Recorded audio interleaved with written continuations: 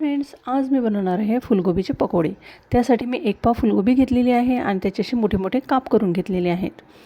आता हे काप केलेली गोबी आपल्याला एका भांड्यामध्ये काढून स्वच्छ धुवून घ्यायची आहे।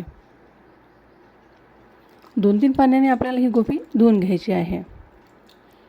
नंतर हिला गॅसवर ठेवायचं आहे आणि थोडंसं मीठ टाकून आपल्याला अर्धी कच्ची अशी शिजवून घ्यायची आहे। जास्त शिजवायची नाही आहे, थोडी कच्चीच पाहिजे आपल्याला, कारण की आपल्याला पकोडे बनवायचे आहेत। जास्त शिजली तर याची टेस्ट चांगली लागणार नाही। हे बघा, थोडीशी मी शिजवून घेतलेली आहे। ही अद्रक आणि लसणाची पेस्ट आहे, ही मी वाटून घेतलेली आहे। आता यामध्ये ॲड करायचं आहे आपल्याला जिरा ओवा पावडर, धने पावडर, लाल तिखट आणि हळद। थोडीशी कसुरी मेथी टाकायची आहे आणि यामध्ये ॲड करायचं आहे आपल्याला बेसन। पकोडे बनवत आहोत म्हणजे बेसन आवश्यक आहे। बेसन टाकून घ्यायचं आहे आणि हे तांदळाचं पीठ घेतलेलं आहे मी 2.5 चमचे। तांदळाचं पीठ नसेल तर कॉर्नफ्लॉवरसुद्धा तुम्ही वापरू शकता। यामध्ये चवीनुसार थोडंसं मीठ टाकून घ्यायचं आहे। थोडंसं पाणी टाकून आपल्याला हे मिश्रण छान असं मिक्स करून घ्यायचं आहे। हे बघा, छान मिक्स करून घेतलेलं आहे। 5 ते 10 मिनिटं ठेवायचं आहे। मग एका कढईमध्ये आपल्याला तेल गरम करून हे पकोडे तळून घ्यायचे आहे। छान असे कुरकुरीत होईपर्यंत आपल्याला हे पकोडे तळून घ्यायचे आहे।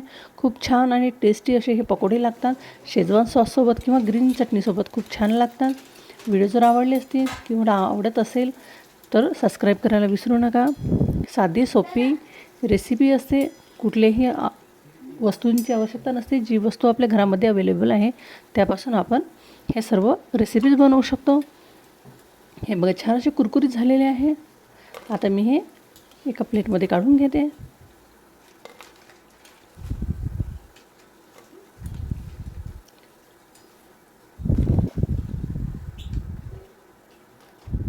हे बघा, मी काढून घेतलेले आहेत आणि अजून थोडेसे राहिलेले आहेत, ते पण मी तळून घेते।